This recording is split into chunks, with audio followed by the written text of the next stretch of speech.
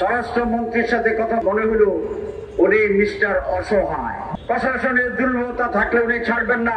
১ নম্বর দুর্বলতা আপনার ভিতরে। কালকের ঘটনার উৎস শুধুমাত্র কতিপয় ছাত্র ছেলের সংশ্লিষ্ট গোষ্ঠী একটা হামলা চালিয়েছে, তাৎক্ষণিকভাবে হালকাভাবে, এটা ভাবার কোনো কারণ নাই। কারণ তারা এটা জানে যে গতকালকেই কিয়ামত হয়ে যাবে না। তারা এটা জানে তাদের অপকর্ম সাময়িক ভাবে তারা বিজয় হলেও পর থেকে তাদের উপরে এর প্রতিবাদে প্রতিরোধে শাস্তিতে কি ধরনের এক ভয়ঙ্কর স্টিম রোলার চলবে এটা তারা জানে। তাহলে ইমোশনের ভিত্তিতে একই প্রতিবাদ করার জন্য এই প্রতিবাদে সংগঠিত হয়েছে। আমরা এটা মনে করি না। তার লেজের গভীরতা খুঁজে বের করার জন্য আমি সরকারকে আহ্বান জানাচ্ছি। আমাদের স্বরাষ্ট্রমন্ত্রী এই ঘটনার পরে আমিরে জামাত গোপালগঞ্জে যোগাযোগ করেছে। ছেলেরা যেখানে আটকে ছিল এসপি রুমে, আমি সে অবস্থায় তাদের সাথে যোগাযোগ করেছি। আমরা আরো উপরে কথা বলেছি। স্বরাষ্ট্রমন্ত্রীর সাথে কথা মনে হলো উনি মিস্টার অসহায়।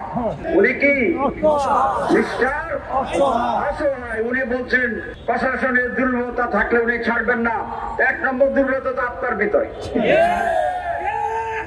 গোপালগঞ্জের এসপিকে শুনেছি আমি সাসপেন্ড করেছে বা এসপিকে প্রত্যাহার করছে মাত্র।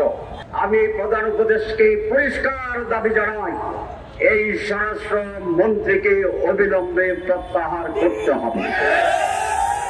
উনি জানাতে পারেন না। এই ছেলেগুলো আমাদের জাতীয় বীর, তারা যেভাবে আটকা পড়েছিল, যদি আগুন লাগিয়ে দিত বাইর থেকে, এখন আমরা সকলের কয়লা পেতাম, দেহকে কয়লা বানিয়ে দিত। আমরা দোয়া করতেছিলাম, যোগাযোগ করতেছিলাম, পেরেশানি ছিলাম। আল্লাহ তাদেরকে রক্ষা করেছে। আমরা নানা উদ্যোগ নিয়েছি, সবগুলো এখানে বলতে চাই না। আলহামদুলিল্লাহ, আল্লাহ তাদের জীবন রেখেছেন, তারা সরে আসতে পারত। যদি আগুনে কঙ্কাল হয়ে যেত, আজ সারা বাংলাদেশের অবস্থা কি হতো এটা কি আপনারা ধারণা করতে পারেন না? দেশকে সেদিকে নিয়ে যাওয়ার ষড়যন্ত্র ছিল।